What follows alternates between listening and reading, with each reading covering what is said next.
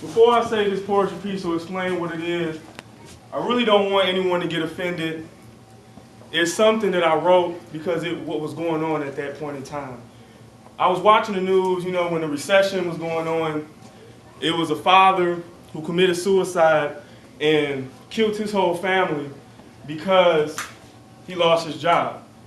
And not trying to relate situations, but as I look back in slavery, a lot of mothers killed themselves and their kids so they wouldn't be sold to slavery or sold back into slavery.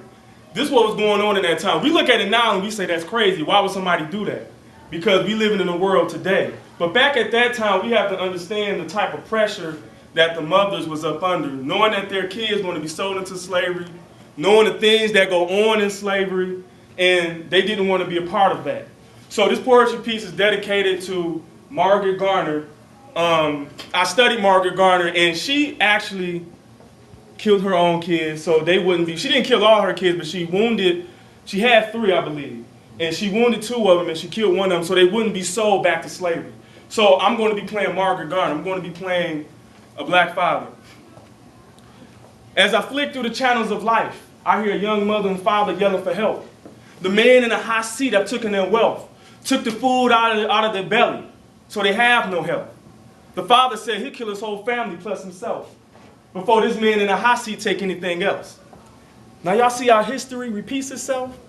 Now you heard of racisms, clans, and slaves. You know the stories, but not the phase. I'm this strong black father getting tired of being mistreated and beaten.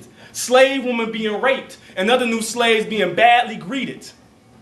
So I'm looking at my kids, new fresh-born seeds, full of smiles and high hopes. Motivation is all they need. But they can't get it here because this is the land of the lost faith. I refuse for my daughter to be stripped and raped, for my son to be tortured, beaten till his skin scraped, being stuck on this plantation that we call hell. Grown men on this plantation being treated like they're only 12. And I'm thinking about my daughter possibly having a baby by this prejudiced white man. Or my son being sold to another plantation clique on this crucial slavery sale. So my plan was to run, my will didn't break. Kept my eyes on the prize, I knew I would escape. But see, I wasn't thinking of myself because see, I wasn't the only one. Anybody that was ready for a change, they was all welcome to come. So we ran, thinking of this new beginning of slavery we'll be in, and I'm thinking of fresh food and fine linen. Well, that's what I was intending to do. Here come these followers of slave masters. We call them slave catchers. All they care about is catching these blacks for their master. So it looks like it's no way out. Looks like we about to go right back down that same old slavery route. And I'm thinking about my kids being sold to another plantation clique. And if I speak up about this, I'll be beaten and whipped.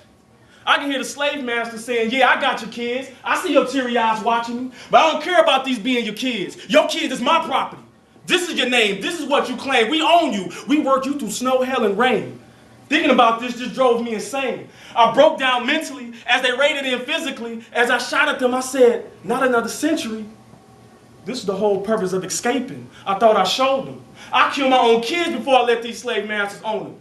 Kids looking at me strange because I had the knife towards their veins. I couldn't even look at them. I turned away in shame and took a quick slang and blood gushed out. And I screamed out God's name. Lord, please forgive me, but they provoked my humanity. They forced insanity. So as I'm done telling this story and I look at my dark complexion, I know it represents oppression. A sign of God's protection leading me to the right direction. So even though society says my skin tone is ugly, I look at it as a blessing. So this poetry piece is dedicated for those that fought for freedom, but felt violated. For those that tried to get freedom, but never made it. This poetry piece will be dedicated, because freedom will never be outdated. Isaiah the prophet, poetry piece, beaten. Once again, just like he said, it's poetry. Like I said, that was actually based on true events from Margaret Garner. That's what was going on back at that time. I can't even judge it because I don't know if I don't know what I would do if I had kids. And I know what's going on in slavery.